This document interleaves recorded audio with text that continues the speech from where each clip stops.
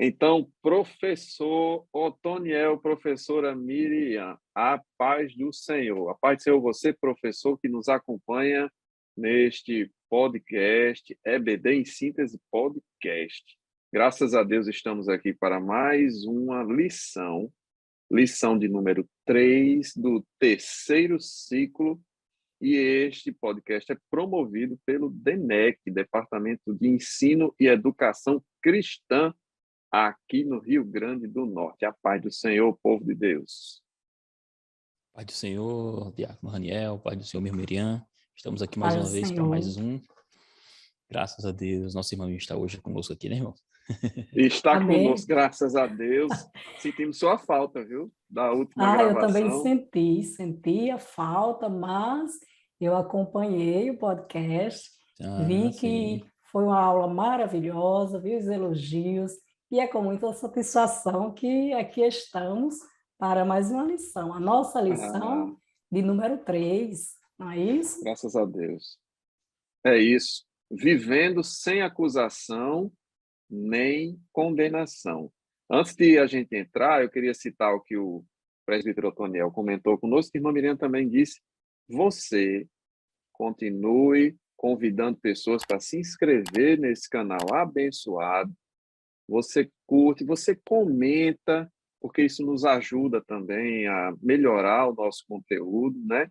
Compartilhe com seus irmãos, professores ou não, mas fique aqui conosco, vamos juntos, aprendendo juntos, discutindo, trocando ideias juntos, né? Então é importante deixar esse recadinho e vamos entrar aqui na nossa lição, vivendo sem acusação nem condenação. Eu acho interessante porque são duas palavras que não necessariamente significam a mesma coisa. Uma coisa é acusar e outra coisa é condenar. E a gente tem um jogo de palavras aqui nessa lição, meus queridos irmãos Miriam, presbítero Otoniel. Eu queria levantar uma bola aqui e passar para vocês a respeito da proposta pedagógica que está na lição e a gente incrementar essa proposta. O que é que vocês acham? Aqui está dizendo o seguinte, né? Aqui está dizendo o seguinte: comece a aula pedindo aos seus alunos que apresentem as suas definições. A gente vem falando sobre isso, a importância de envolver o aluno, a importância de ouvir o que ele sabe e o que ele tem dúvida, para que seja construídas esses conceitos sejam construídos ao longo da aula, né? Então eu até separei aqui um jogo de palavras, viu, queridos? Coloquei assim palavrinhas que são opostas ou até complementares entre si, mas que podem nortear essa discussão. Quando você coloca para o teu aluno discipulando uma pergunta que ele não se sente à vontade, talvez haja um silêncio muito grande na sala de aula. Então, a gente pode propor colocando essas palavras no quadro, né? Colocando papéis assim que você vai colando, conceito a conceito, você vai construindo, e isso pode, inclusive, durar durante toda a aula, né, irmã Miriam? Eu separei aqui umas palavrinhas e eu coloquei assim, por exemplo, culpa e sentimento de culpa. Será que são a mesma coisa, né? Ser culpado e se sentir culpado são a mesma coisa? Ter consciência ou ignorância. A gente aqui no Nordeste, se você está assistindo, não é do Nordeste, aqui a gente tem um costume interessante, quer dizer, fulano ou ciclano é ignorante, quando a pessoa é muito grosseira. Mas, na verdade, o significado dessa palavra é o desconhecimento das coisas, né? Então, ter consciência ou ser ignorante é não ter conhecimento. Então, será que ter consciência ou não a respeito das coisas de Deus vão me liberar dessa culpa? Será? E eu vou até além, né? Condenação, que está no título da lição, ou absolvição barra perdão, né? Em que situações eu sou condenado pelos homens, ou por Deus, ou até por mim mesmo, né? Na minha consciência, naquilo que eu aprendi. E tem outras palavras aqui, outro joguinho de palavras. Conceito, preconceito, opinião, né? Às vezes o conceito é bíblico e às vezes a gente usa a palavra preconceito de forma indevida. Ah, você é preconceituoso. Não, irmão, isso é um conceito bíblico, né? Não é preconceito. Ah, isso é sua opinião. Não, não é a minha opinião, é um conceito da palavra, né? E outro, por último, assim, para encerrar esse joguinho de palavras, eu coloquei justiça própria e justiça divina. São as mesmas coisas. Então, a gente meio que provoca, né, queridos? Assim, quando a gente vai colocando as palavrinhas, eu acho muito importante para a gente saber entrar numa discussão com firmeza, é a gente ter muito claro esses conceitos, né? Porque às vezes a gente vai chegar para o aluno discipulando e dizer: vocês sabem a etimologia da palavra? Ele não vai alcançar isso, não. A etimologia, a origem da palavra. Não, a gente pode começar um pouco mais raso, mas trazendo essa solidez nos conceitos das palavras que vão ser muito abordadas na lição toda. Não é isso, irmã Miriam? Isso mesmo. Quando o senhor falou sobre a questão de sentidos opostos, não é verdade? É, eu lembrei de Provérbios 14:12, se eu não me engano. É bom que vocês olhem aí. Provérbios 14:12. Se não for, eu acho que um de vocês pode Eu posso achar aqui, corrigir. ó. 14:12, há um caminho que ao homem parece direito, mas o fim dele são os caminhos de morte. É isso mesmo? Há caminhos que para o homem parecem bons, em outras traduções, mas no final é o caminho de morte. Muita gente pega esse versículo aqui e diz, não, para tentar se justificar, não é verdade? Porque às vezes nós estamos com o sentimento de culpa e queremos enganar nós mesmos. Não, isso aqui parece ser bom. Eu fiz porque parecia ser bom. Quando ainda não conhecemos a Cristo, a gente até entende, mas quando, a partir do momento em que nós estamos em Cristo, nós não procuramos mais nos auto-justificar, e sim corrigir o que nós cometemos como erro, não é Tem verdade? até uma passagem bíblica que é muito citada pelo pessoal que não se aprofunda na palavra, que é Mateus 7:1, não julgueis. Mas eles param Não aí, sabe, julgueis. família? Fala assim, não julguei, mas não fala o resto. O resto está no É, capítulo 7 de Mateus, né? e por falar em julgar, outro dia uma pessoa me perguntou, irmã Miriam, quando nós cometemos erros, é até bom estarmos falando sobre essa questão aqui, porque eu quero ouvir a opinião de vocês. E vem aqui na minha cabeça, eu cometi um pecado. É o Espírito Santo que está nos julgando. Qual é só a Eu, consciência? aí eu disse, não. Não é função do Espírito Santo julgar ninguém, mas algo chamado de consciência. Não é verdade? O que vocês Sim. acham? Eu quero citar 1 Coríntios 4, porque o 1 Coríntios 4 ele nos traz uma coisa que a gente chama de tribunal da consciência, né?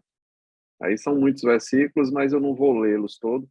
Mas a Cristo colocou em nós esse sentimento de certo e errado, colocou a nossa consciência humana mesmo, não estou falando de coisas espirituais, o conceito de certo e errado, aquilo que não está necessariamente ligado a uma nação específica, mas está no coração e na mente do ser humano, a noção do certo e do errado. E o Tribunal da Consciência, lá do 1 Coríntios 4, fala um pouco sobre isso. De mesmo eu não conhecendo a Deus profundamente, ou ter uma ação do Espírito Santo, eu tenho a minha consciência, eu tenho o ensinamento que eu recebi dos meus pais, né, para servir de balizador. A gente estava conversando antes de gravar, e o presbítero Otoniel com certeza vai contribuir bastante nisso, que ele disse assim, como é que eu sei, né, presbítero Otoniel, como é que eu sei que eu estou fazendo certo? Como é que eu sei que eu estou fazendo errado? E aí, como a irmã Miriam disse, será que é só o Espírito Santo que me coloca essas balizas, esses limites? Isso mesmo. Antes, de iniciarmos a lição, né? Porque o presbítero Otoniel já Sim, com ia certeza. falar sobre o Não, não. início da lição, Não. Eu ia só mas dizer assim que a lição de hoje, ela está tratando justamente a parte da vida de quem converteu-se a Jesus, né? Nas lições anteriores, aí onde entra justamente o título dessa nossa lição, que é vivendo hoje sem acusação nem condenação, o sentido entendeu? Aí, do título da lição, vivendo hoje sem acusação e nem condenação, nós entendemos que é porque esse título se aplica uma àqueles vida que já estão, pós-Cristo, né? isso mesmo, já estão em Cristo Jesus, já Isso, a aceitaram lição trata de como pessoas que Salvador, estão em Cristo. não é? É, Então, antes de iniciarmos a nossa lição, nós vimos que o diácono Raniel já falou um pouco, já nos trouxe aqui algo maravilhoso sobre dicas pedagógicas já contidas na revista, que é muito interessante, são dicas riquíssimas. E nós estávamos, antes de iniciar a gravação, justamente falando sobre a questão das dicas, e eu disse, olha, às vezes nós professores, trabalhamos dinâmicas com os alunos, com a nossa classe, que ali naquela dinâmica, em um momento curtinho, nós conseguimos trazer o ponto central de toda a lição. Ele consegue compreender, absorver a mensagem de toda a lição apenas uma dinâmica. Mas tem professores... É o poder da ilustração, né? Isso. Mas vários professores já me perguntaram, eu não vou... Irmã Miriam, o que é uma dinâmica? É brincadeira? Eu não vou brincar em sala de aula, senão eu vou perder minha identidade. Na realidade, não é em si uma brincadeira, e também é uma brincadeira, as dinâmicas, porque você vai dinamizar a sua aula, variar a aplicação da sua aula. É isso que é uma dinâmica, tá? Temos, por exemplo, aqui uma dinâmica reflexiva, para o seu aluno refletir e absorver melhor o conteúdo. Nós sabemos que temos vários ditos populares e um deles é lança algo no mar do esquecimento, não é?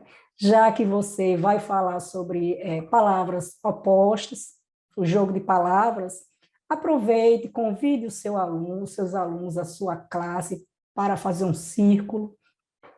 Você pode levar uma vasilha, encher a vasilha de água, colocar no centro ali do círculo, entregue um quarto de papel para cada aluno e peça para ele escrever algo que eles fizeram e que lhe trouxe culpa, uma sensação de culpa, antes de aplicar a aula. Você, olha, Só abrindo um pequeno parênteses, minha irmã. Você falou do dito popular, mas esse dito popular está em Miqueias 7, né? Versículo 18 e 19, que ele fala das profundezas do mar. Apenas a gente, de forma coloquial, corriqueira, dia a isso, dia, a gente se acostumou a dizer mar de esquecimento, o mas mar do é bíblico, né? esquecimento. É São bíblico. as profundezas do mar. Muito bem, nas profundezas do mar.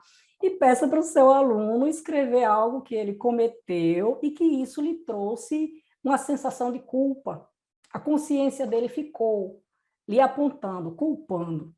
E ele vai ali escrever no papel. Quando ele terminar, não precisa ler para ninguém, peça para todos colocarem dentro da vasilha com água. Aí você vai ministrando a sua aula. Isso todo mundo tem, né, irmã Miriam? Assim, é um recurso tão simples, né? Qualquer Não, congregação, qualquer sala de aula, um baldezinho com água é muito pois fácil. é. Então, no final da sua aula, você vai dizer, olha, depois que nós aceitamos a Cristo, o que acontece com os nossos pecados, com as nossas culpas?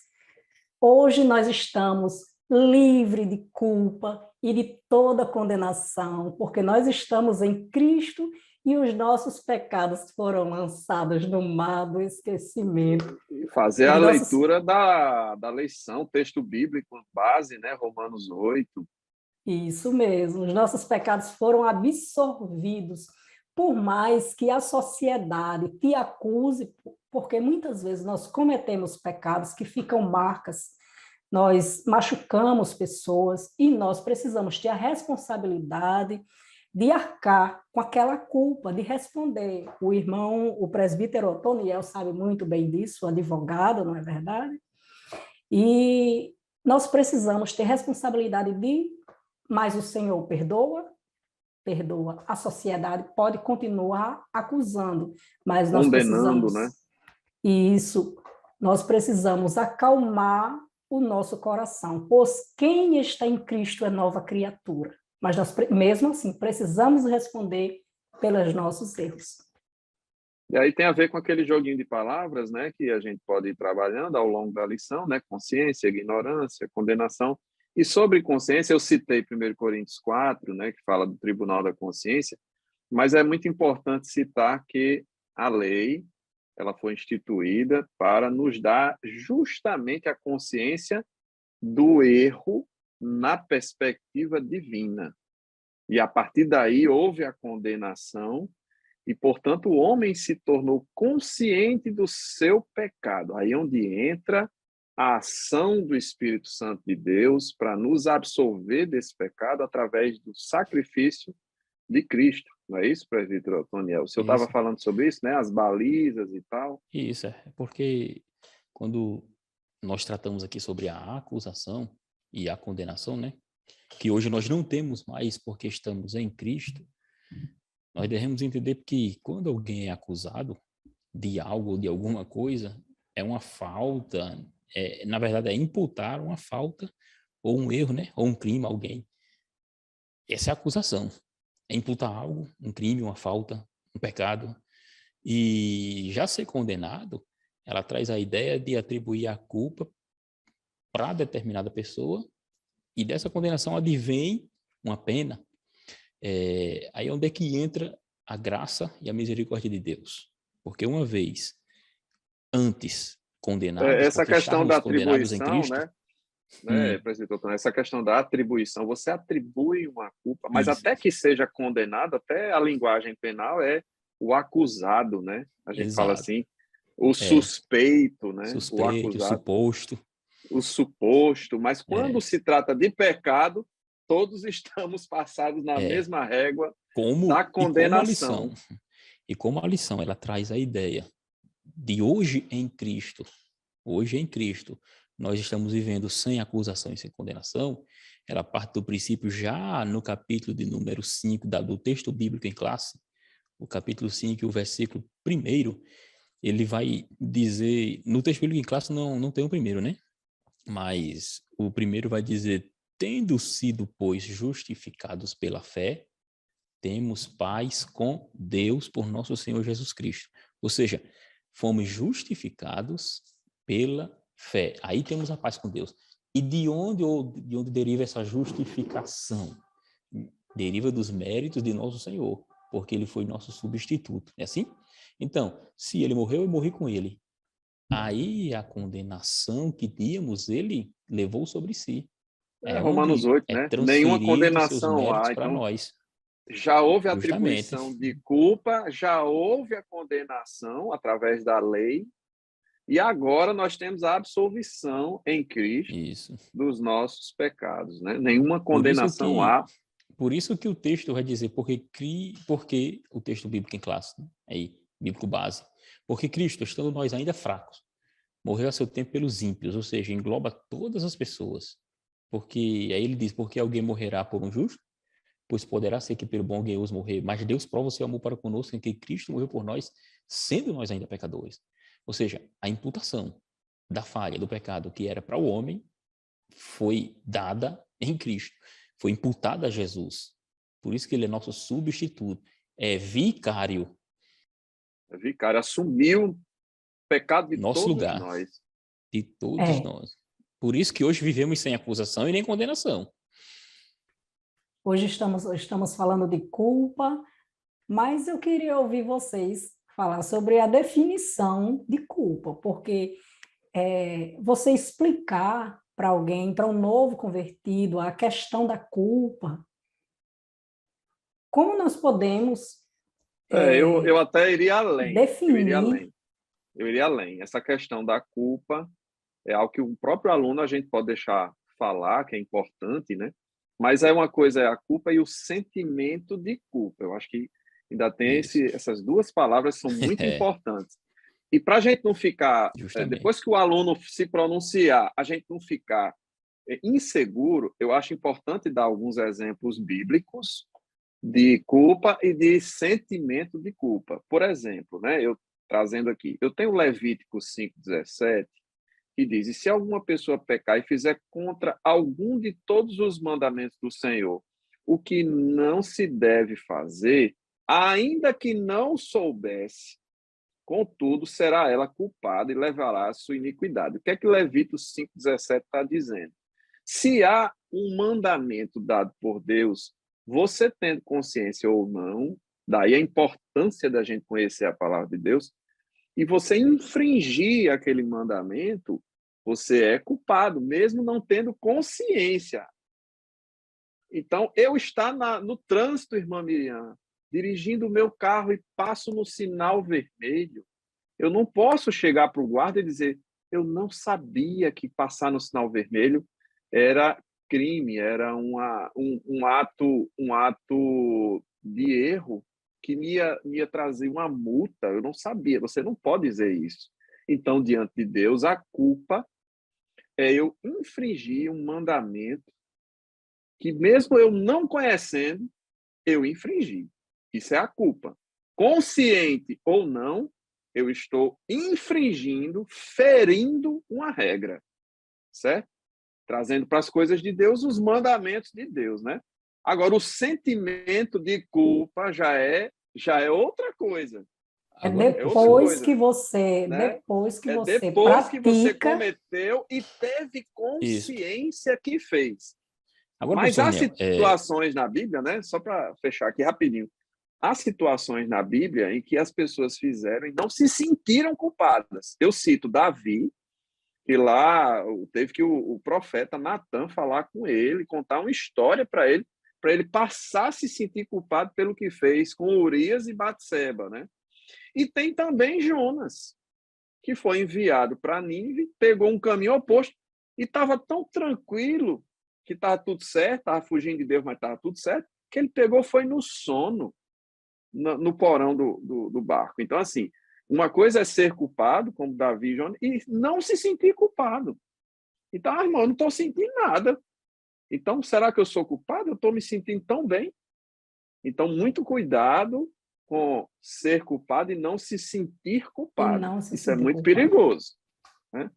Mas isso. É diga, querido, grave, Não, eu é queria só dizer grave o e seguinte. perigoso. é grave. Queria só dizer o seguinte, porque para entendermos o que seria a culpa em si, né? E esse sentimento de culpa, a gente tem que retroceder um pouco. Na minha visão, acredito que é interessante falar sobre isso, porque para chegarmos no que seria culpa, nesse conceito, nós temos que retroceder ao que chamamos de moral e ética, né? Sim, era isso que eu Porque estava é falando naquela hora, é isso mesmo. justamente. Aí de onde que eu vou tirar o conceito de culpa se eu não retroceder à moral e à ética? Já que a moral e a ética vai referir-se ao comportamento do ser humano, comportamento do homem, e são conceitos que parecem parecidos, vamos dizer assim, né? Mas não são. São coisas, uma é totalmente diferente da outra. Porque se eu trato de moral, eu estou tratando de conjunto de regras pré-estabelecidas. Moral é isso. Já a ética, ela não é um conjunto de regras em si, mas ela vai, de uma forma geral, na ética eu vou referir, se eu vou meditar, na verdade, é assim que devemos entender, refletir a própria moral. A ética ela vai colocar em prática, vamos dizer assim, a própria moral. Porque se ele é um conjunto de regras que determina o que seria certo e o que seria errado, não é assim?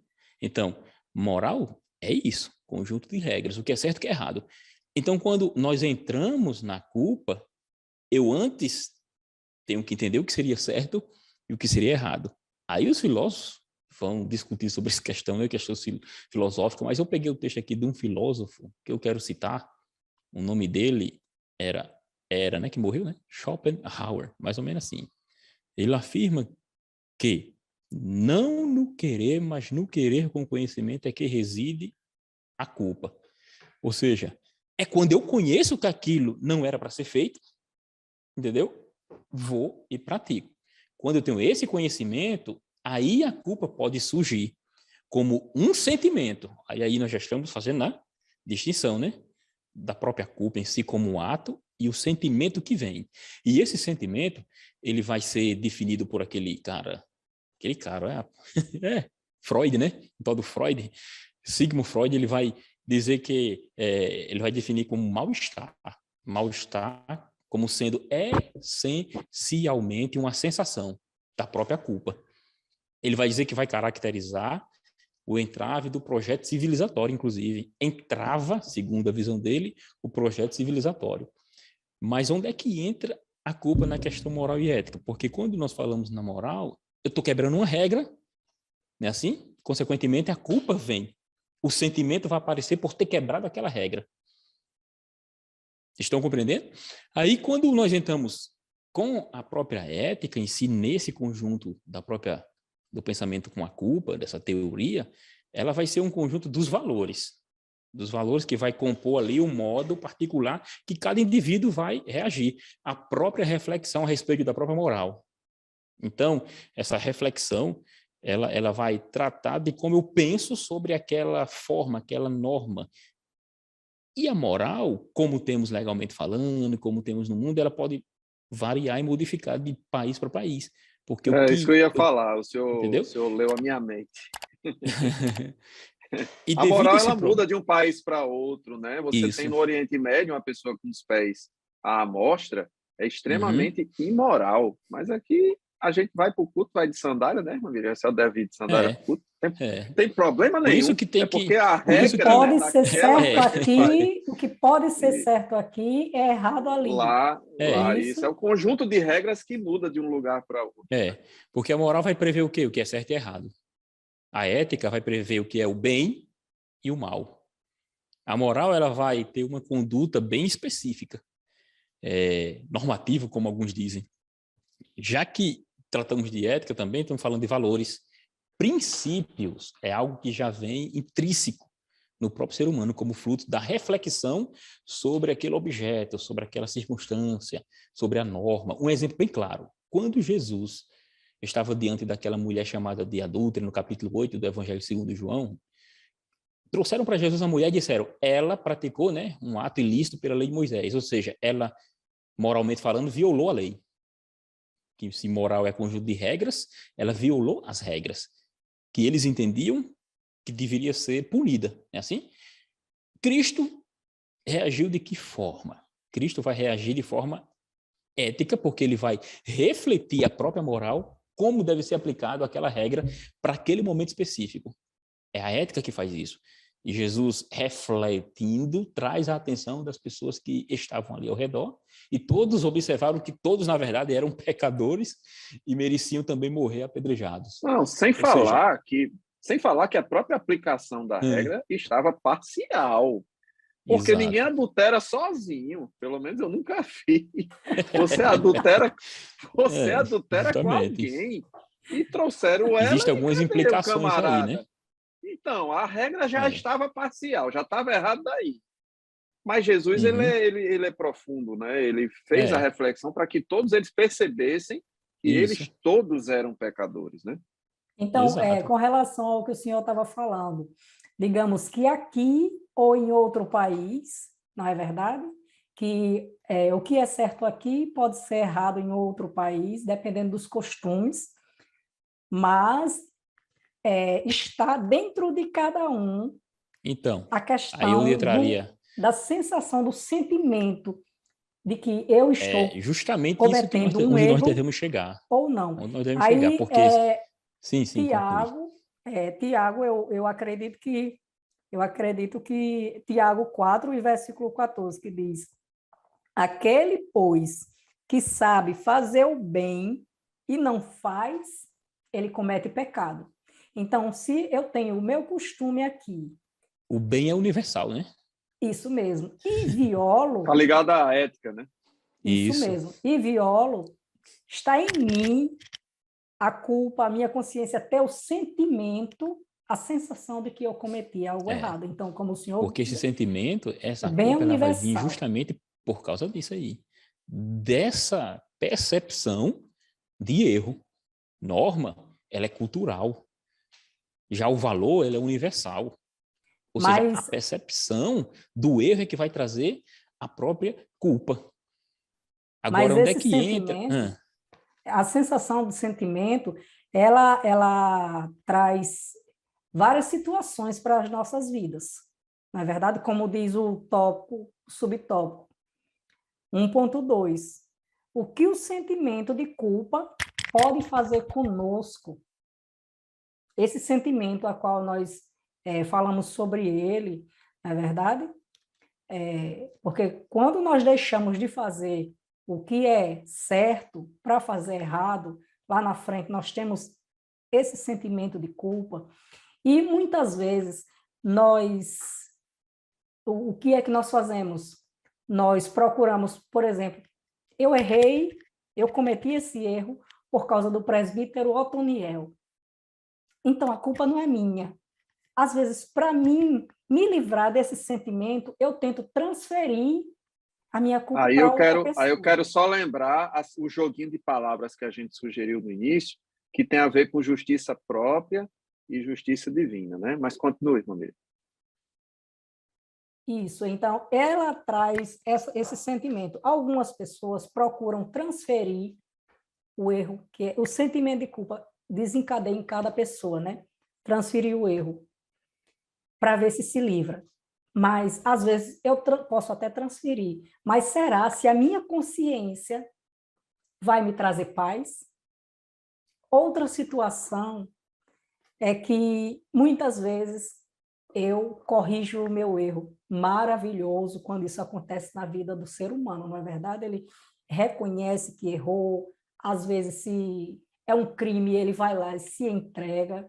Outras vezes, ele tenta fugir da culpa, se escondendo não sei onde, não é isso? Em outras situações, ele abre mão da própria vida. Mas o Ele se sentimento de culpa, entrega, ele desiste, e aí é ele uma coisa desiste. mais, isso é uma coisa mais interna. Pois Os é. advogados, né, falam interna corporis, né, presbítero Antônio? Fora o íntimo, né? Mas aí no item 1.3 da lição, a É gente o eu tem subjetivo, né? O subjetivismo do homem. o eu, né? Aquela, eu estou culpado, eu não mereço perdão. Ele realmente não merece mesmo, não. Mas aí onde entra a graça e onde entra a ação do Espírito Santo para nos perdoar e há sim perdão, né? O único pecado que não cabe perdão é a blasfêmia contra o Espírito Santo, que é o quê? É você negar a possibilidade da salvação. Não quero, não quero, ele não tem poder para me salvar, então realmente não haverá. Mas caso contrário, qualquer que seja o pecado, a falha ou o sentimento de culpa, você, professor, você, aluno, o Espírito Santo de Deus, ele te alcança, ele te perdoa, né? Mas existe aí, como diz o 1.3 da lição, o inimigo acusando, né? Eu achei interessante que o comentarista colocou assim, ele incentiva e depois ainda acusa.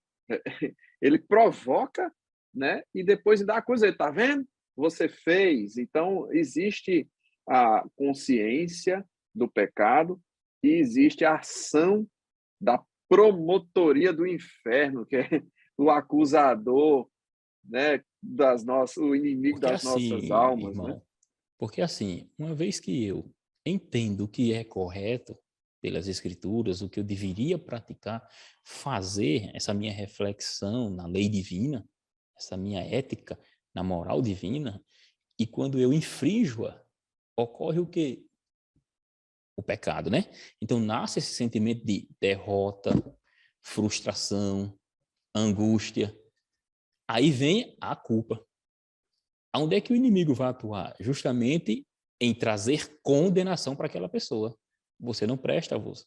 Entendeu? Então, essa Nos lição fazer acreditar que não há é, jeito, né? Que para não há aquela jeito. situação. Então, nessa lição, o professor aí da Escola Bíblica Dominical que vai tratar desse assunto tem que ficar bem entendido essas questões aí. que isso é algo interno, é algo referente à própria moral, à própria ética, à própria lei divina, porque se pegarmos dois exemplos, irmão, dois exemplos na Bíblia, o apóstolo Pedro e o Judas Iscariotes, ambos traíram Jesus, O sim ou não? sentimento de culpa, né, esteve presente nos Apareceu, dois, né? a Bíblia vai dizer, em Mateus capítulo 27, versículo de número 2, que ele, no caso Judas, né, Iscariotes, ele vai, o trecho, tem traduções que trazem arrependeu-se, outras dizem teve enorme remorso, ou teve remorso, é porque a palavra remorso, no grego ali do Novo Testamento, ela tem também uma ideia de arrepender-se. Só que a questão aqui não foi levada, no caso de Judas, ele sentiu um arrependimento, ele teve o remorso, mas esse remorso, ele não foi ao lugar correto, que era ir a Cristo, lançar sobre ele as suas ansiedades. O apóstolo Pedro, pelo contrário, ele pecou, arrependeu-se, chorou amargamente, né? Mas ele não procurou a morte. A Ele diferença recebeu o perdão para divino. mim, irmão Antônio, a diferença do remorso para o arrependimento é que o remorso não gera mudança. E o arrependimento, sim. O sentimento de culpa estava presente nos dois. Um teve o remorso, não mudou, partiu para o desespero. E eu digo a vocês, se houvesse arrependimento, Judas teria sido perdoado, com certeza. Mas o remorso dele o levou para Porque uma assim, atitude de desespero, de ele precisava desistência. ir a quem perdoava, né? Assim? Sim, Isso ele mesmo. seria perdoado, viu, E Mas ele não professor Carlos foi. Alomba? a Ele não Ele não sensação do foi procurou porque remorso, ele não tomou a atitude certa, né? isso. o É onde remorso entra é essa questão. desesperador. O E remorso as é pessoas que é desesperador. desesperador. E quem sente o remorso, eu já vi um psicólogo comentando isso, ele não consegue enxergar a saída. É um sentimento que o ser humano não consegue enxergar a saída. Daí a importância Então, da esperança. A Bíblia fala sobre isso esperança mesmo. para que a gente não perca a noção de que há solução. Quando eu perco a esperança, a solução não aparece para mim. É Aí isso só mesmo. cabe o remorso, a tristeza, a depressão, eu me afundo, não é assim? É. Porque quando o arrependimento vai trazer o desejo de mudar, né? O arrependimento. O remorso vem o desejo de mudar. Só que a diferença aí, ela não fica só no desejo de mudar. Ela vai trazer níveis intensos de culpa. Ou seja, sempre elevando o erro, ele vai, como dizemos aqui na linguagem popular, matutando aquele problema sem sair dele. Então, paralisa a pessoa, a sua própria vida, o seu eu, a ponto de entrar a depressão, que vem das angústias, e essa culpa, no âmbito espiritual, ainda vem a condenação. Olha, você não presta, você fez isso, Deus não lhe ama, aquele negócio todo. Então, é onde vai residir a diferença, a ponto de terem dois extremos. No caso de Judas foi o suicídio, e o Pedro chorou amargamente e buscou a Jesus para O que diz ter seu aqui, ó, perdão. o que diz aqui. E devemos, aqui na lição, o comentarista diz o seguinte, e ele encerra dizendo, e devemos confiar plenamente de que Jesus pode nos perdoar. Não foi o caso de Judas, né? De que Jesus pode nos perdoar os pecados e restaurar a nossa comunhão com Deus. Né? Aí ele já parte Perfeitamente. para o tópico 2, que fala sobre uma vida sem condenação. E o subtópico Perfeito. 2.1, que diz, de que tipo de condenação a Bíblia trata? Eu queria falar sobre isso rapidamente, é que a gente vinha falando sobre moral, ética, e é importante que estamos aqui numa classe discipulando com novos convertidos, que há a moral e a ética cristã. Cristã, muito Isso bem. mesmo. Cristã, vou encher a boca. Cristã. Cristã. Porque se a moral é baseada no conjunto de regras, eu tenho o meu conjunto de regras, que são as regras impostas pelo Evangelho. E eu tenho a ética divina, a ética cristã. E aí eu coloco assim, caro aluno, por melhor que você seja, existe Romanos 3:23, que todos pecaram, né? Inclusive aqui na lição, professor, preste atenção que está escrito Romanos 2:23, mas deu uma arriscadazinha aí que está errada, é Romanos 3:23. Então, perante Deus, todos pecaram, todos. Não há ninguém que se auto-justifique. Nós precisamos da figura de Jesus Cristo, e aí sim, item 2.1, a Bíblia nos diz que há uma condenação, e essa sim uma condenação eterna. De que condenação, irmã Miriam, estamos falando? Daquela que nos separa da comunhão com Deus. É a condenação do pecado. 3:23 de Romanos. Todos somos essencialmente pecadores. E aí, Romanos 5:19 também está aqui na lição, que pela desobediência de um só homem, muitos foram feitos pecadores, assim pela obediência de um, Jesus Cristo, muitos serão feitos justos. Então, nós somos justificados. É aquele aluno que faltou a aula porque estava gripado, foi ao médico, recebeu um atestado, ele faltou, ele não foi para a aula, mas a sua falta foi justificada. Nós essencialmente somos pecadores, mas o sangue de Jesus nos cobriu e nos lavou e fomos justificados. Correto, professores? Uhum, porque no meio de tudo isso, professor, essa questão da culpa, aqui como nós falamos sobre a moral, sobre a ética, são reflexões sobre as ações do ser humano, né? E as escrituras sagradas determinam que nós devemos ser não apenas ouvintes da Bíblia, mas cumpridores. Então, onde vai justamente entrar os hábitos, os costumes, é assim? E com isso nós entendemos que o tópico 2, né, já vamos viver uma vida sem condenação. Porque se nossos hábitos maus, nossos hábitos malignos, pecadores, estarmos longe, afastados da sua presença, mas Cristo provou seu amor para conosco, então nossa vida hoje é como Paulo vai dizer, não há nenhuma condenação para os que estão em Cristo Jesus. É assim? Por que não há condenação? Porque ele vai continuar dizendo, a lei do Espírito de vida me libertou da lei do pecado e da morte. Aí eu quero só fazer um ponto aqui, irmãos, para mim passar para vocês, que eu até citei também na lição que nós participamos anteriormente. No capítulo 7, Paulo ele vai estar falando ali de sua vida antes do Evangelho. Entendeu? Ele vai mostrar que não conheceu o pecado, senão pela lei que dizia não faça. Ele vai contar toda essa história de como estar na vida em Romanos, né? Capítulo 7. Por isso que no capítulo 8 ele vai dizer que nenhuma condenação há para os que estão em Cristo, porque no versículo anterior, no capítulo de número 7, o apóstolo Paulo, porque os capítulos, ele não significa dizer que terminou o pensamento, né? Como nós pensamos aqui, ele continuou, ele vai dizer que via, no versículo número 23, capítulo 7, versículo 23, que ele via nos seus membros uma outra lei que batalhava, trabalhava contra a lei do entendimento dele, guerreava. O seu entendimento era de quê? Era de que querer fazer a vontade de Deus, mas a lei do pecado que estava nos membros dele, como ele diz, não deixava. Então, ele sentia esse sentimento de culpa. Era tão grande o sentimento de culpa que no versículo 24 ele vai dizer, miserável homem que sou, quem me livrará do corpo desta morte? Aí onde ele vai entrar no capítulo 8, da vida com Jesus.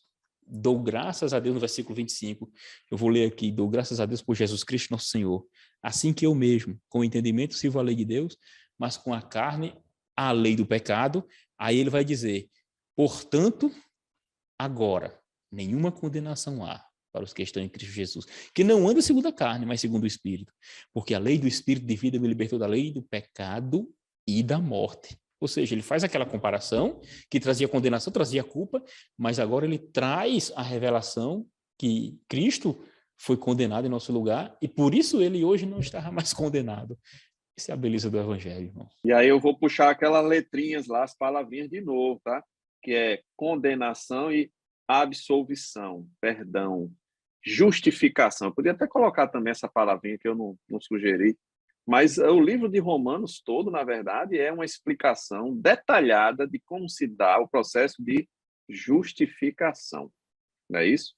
Eu E não sei se aí, vocês já pode passaram falar. por isso em sala de aula. Eu já passei, já vi vários professores tratando sobre isso, de assuntos polêmicos gerados em sala de aula, porque os alunos, a maioria dos alunos não aceitam. Nossa, quem pecou foi Adão. Porque aqui logo no início aqui está falando sobre a questão de Adão, do erro que Adão cometeu. Quem pecou foi Adão, e por que que eu tenho que responder pelo erro que Adão pecou? Pelo erro que ele cometeu, a sua desobediência, porque caiu sobre mim a desobediência de Adão. E várias vezes já vi questionamentos, polêmicas e aulas não concluídas por causa dessa situação. Mas você, professor, converse com seu aluno, se por acaso ele levantar essa questão, que geralmente acontece bastante, é o que está aqui na nossa revista, não é isso? E o Explique foco para dele não tem que ele ficar em Adão, né, irmã? isso. Oi? O Como foco é? dele não tem que ficar na queda em Isso. Adão. O foco dele tem que ficar e agradecer que Deus nos livrou justamente dessa desgraça que Adão trouxe, E né? é entender, explicar com poucas palavras que nós temos a mesma natureza pecaminosa, certo? Pouquíssimas palavras você pode resolver essa situação, caro professor, que nós temos a mesma natureza pecaminosa. Você pode ler para ele, lá em Eclesiastes 7:29, que diz o seguinte, que Deus ele fez o homem justo. É o que se aplica a essa situação de Adão. O Senhor ele fez o homem justo. É o que está escrito, Eclesiastes 7:29. Mas o homem foi em busca de erros. E se ele foi em busca de erros, se Adão foi em busca de erros, nós também vamos em busca de erros.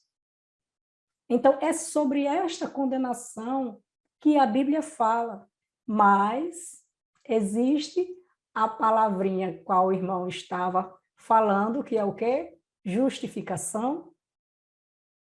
Irmão Raniel, Perfeito, perfeito, justificação. A perfeito. E condenação assim, pela se, queda, mas houve a justificação através de se há Cristo. uma, se há uma, se há uma curiosidade do aluno em relação a isso, o próprio apóstolo Paulo, no livro de Romanos, ele faz toda essa contação de história daquilo que aconteceu no próprio capítulo 3, que conclui, né, já perto do fim, dizendo todos pecaram. Mas se for lendo um pouquinho antes, ele vai contando essa história, como é que isso se deu, né?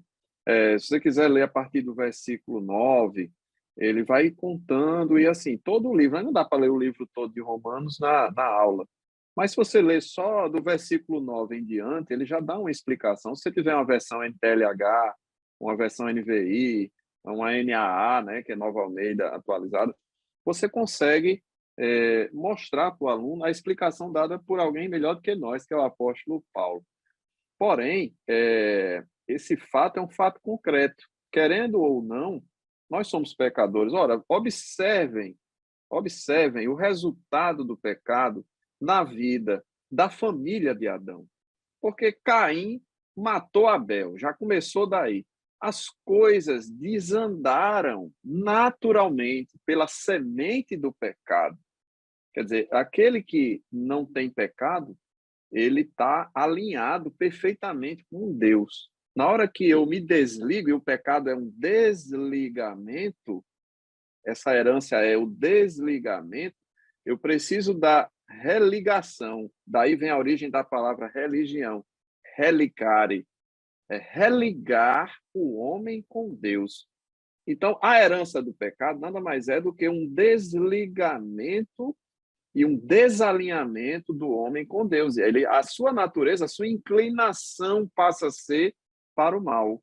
E na hora que eu me religo com Deus através do sacrifício de Jesus, né, eu passo a ter a mente de Cristo, como diz o escritor, né? Eu Nós já ia temos a mente de perguntar. Cristo. Eu já ia perguntar. Diácono Raniel, e este religar acontece Relicare, através, como é? relicare, né? Isso, relicário, muito bem. Eu Eu pensei que era aprendo com o presbítero religar. Otoniel essas coisas bonitas. Não, eu Não, também aprendo com vocês. eu estou Acontece aprendendo aqui com você através agora. de quê? Porque eu estou fazendo o papel de aluno. Para mim, ter novamente uma aliança com Deus, através de quê eu poderei ter novamente uma aliança com Deus? Porque eu fui destituída por causa do meu pecado. Houve como se fosse uma parede que estivesse impedindo a minha aliança com Deus. Aí vem no subtópico 2.2. O que Deus fez por nós para que houvesse uma união? Ele mesmo quem fez, não foi? Efésios 2 está muito claro. Aí é Jesus Cristo, meu amigo, minha Jesus amiga. Cristo. É Jesus Esse Cristo. tópico se resume somente nisto. Jesus Cristo. Jesus Cristo é este agente de mudança de Deus, o Filho de Deus enviado para nos religar. É muito simples, é porque é difícil de compreender, mas é simples. Paulo vai dizer, o apóstolo vai dizer aos Coríntios 5:19, segundo os Coríntios 5:19, pois Deus estava em Cristo reconciliando consigo mesmo o mundo, não levando em conta as transgressões dos seres humanos. Olha só. E Me dá nos vontade. levou... Hã? Me dá vontade de dar um glória a Deus bem grande. E você, professor, deixe o seu comentário, fale alguma coisa, deixe sua opinião. Você também pode deixar uma dica pedagógica. Dê um glória a Deus diante dessa situação, Nos desse ajude tema também, porque a gente gostoso. aprende juntos, né? Isso mesmo. Então, através de Cristo, nós temos uma nova aliança com Deus e E vivemos essa uma nova vida aliança, irmão, sem ele chamou de acusação. E essa nova aliança ele chamou de, nesse capítulo que eu li, esse versículo, de ministério da reconciliação. Perfeitamente. O ministério de Cristo é basicamente o ministério da reconciliação, e é como diz a irmã Miriam, uma vida sem acusação, já partindo para o finalzinho da nossa lição. E eu quero só alertar o seguinte: a acusação diante dos homens, né, dos nossos pecados diante dos homens, a acusação da nossa consciência, né, e a acusação do inimigo. Quer dizer, nós temos dentro desse tópico aqui da acusação, às vezes é uma acusação minha, eu não me perdoo, né? Cristo está dizendo, eu já lhe perdoei, mas às vezes a gente não se perdoa. Às vezes a gente até mesmo se autocondena, né? A gente faz até o papel que é do inimigo. E essa questão da visão que o outro tem de mim. Eu, como cristão, alguém que foi religado com Deus, que essencialmente é pecador, mas foi santificado, eu me prendo à opinião de um terceiro presbítero Otoniel, alguém que olha para mim e diz, você até cumpriu pena na cadeia, né? Você que teve nome sujo, você agora quer dar uma de santo, né? Então, é difícil para o homem natural, e aí a gente vai para 2 Coríntios 2, né? Essas coisas se discernem espiritualmente. É difícil compreender, né? E eu queria até puxar aqui também Romanos 14, 10, e pulando para o 22, que diz, mas tu, por que julgas o teu irmão? Né? A questão de um julgando o outro. Ou tu também, por que desprezas teu irmão? Pois todos havemos de comparecer ante o tribunal de Cristo, né? Se preocupe com você, meu amado, não se preocupe com seu irmão. E o versículo 22 que diz, tens tu fé? Tem-na em ti mesmo diante de Deus. Bem-aventurado aquele que não se condena a si mesmo naquilo que aprova. Então, a gente é muito juiz dos outros. E eu vou para 1 Coríntios 11, que é a leitura da Santa Ceia. Examine-se, pois, o homem a si mesmo. Não é verdade, queridos? É porque essa acusação, ela vem diante dos homens, como a lição fala, né? Os homens perdoam, a sociedade, Deus perdoa tais atos, né? Como a lição fala. E Davi estava, certa vez, diante de um dilema e ele disse, o rei Davi, né? caia eu na mão de Deus e não na mão dos homens. Prefiro a Deus. Porque ele A sabe que a opinião pública é pesada. Porque Deus sonda o nosso coração, não é verdade? E Ele sabe realmente, verdadeiramente, quando nós Trata diferente, né? praticamos algumas obras, mas assim de coração ou com boas intenções. E o homem ele não consegue fazer essa distinção.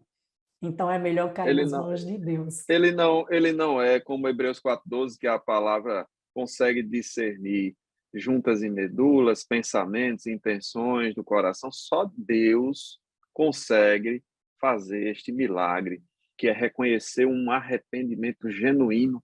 E é como a lição vai terminando aqui. Se há um arrependimento genuíno, o Senhor Deus te absolverá, te perdoará, te religará através de Cristo com Ele mesmo.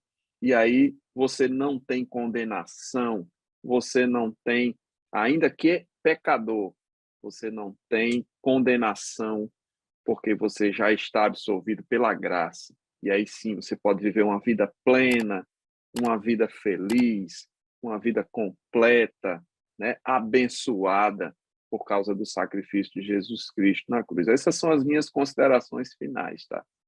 Sem culpa e sem condenação, porque o Sem perdão culpa e sem e sem condenação. Muito bem. condenação, porque o perdão do Senhor é efetivo na sua vida É a partir do perfeito. momento que você aceita Jesus Cristo.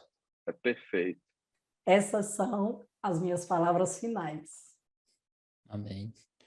E eu concluo aqui dizendo que Hebreus capítulo 12, versículo 5 ao 7 vai dizer que se nós recebemos exortação é porque somos filhos.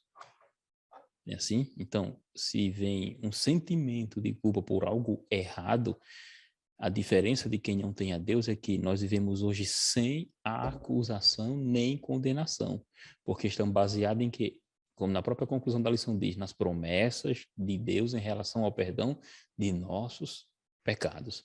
Então, o sentimento de culpa ele vai existir porque é algo inato ao ser humano. O Senhor Deus colocou isso no ser humano. É algo inato. Ele vai sentir Mas fica só o sentimento, porque a culpa foi apagada sentimento. pelo sangue de Jesus. Justamente. Por isso que ele tem que correr ao Calvário. Tem que ir ao Calvário para... e no Calvário, e esse sentimento muitas das vezes vem pelo Espírito que convence-nos do erro. Então vem aquele sentimento de que eu não deveria ter praticado aquilo. A diferença do cristão é que há uma promessa que Jesus disse, olha, quer dizer, o apóstolo João disse, né? Se vocês, filhinhos, não pequeis, mas se pecardes, tendes um advogado, um paracleto, do lado do Pai. E não somente por nossos pecados ele perdoará, né, João continua dizendo, mas também os pecados de todo mundo. Ou seja, se formos a eles, temos o perdão. E esse sentimento de vida, de problemas passados, você tem que botar na sua mente o seguinte, eu hoje sou nova criatura. O que passou, passou. Se eu sou nova criatura em Cristo, as coisas velhas se passaram e tudo se fez novo. Tudo se Então, fez o que novo. passou não deve trazer a culpa. O que você tem que botar na cabeça é isso. Essa lição é muito prática de hoje. O que não deve estar em nossa mente é a culpa do que fizemos lá atrás, antes de conhecermos Jesus. Senão, Paulo, o apóstolo, estava perdido. Por isso que ele disse no capítulo 7, miserável homem que sou e o que vai acontecer comigo? Mas ele também disse, encontrei Jesus. Nenhuma condenação há para mim agora. Ele A resolveu o diferença meu está aí. problema. Ele resolveu Amém. o meu problema. E eu quero desejar aqui para todos os professores, para vocês, irmã Miriam, presbítero Toniel, você, professor, você, aluno, que porventura nos assiste, eu quero desejar para você o hino da harpa cristã de número 541. O Calvário, no Calvário contemplamos nosso meio Salvador, ó revelação de amor. Um mistério há tanto oculto, Deus em Cristo revelou, ó revelação de amor. Deus abençoe Glória a vocês Deus. grandemente em nome de Jesus. Amém. Amém.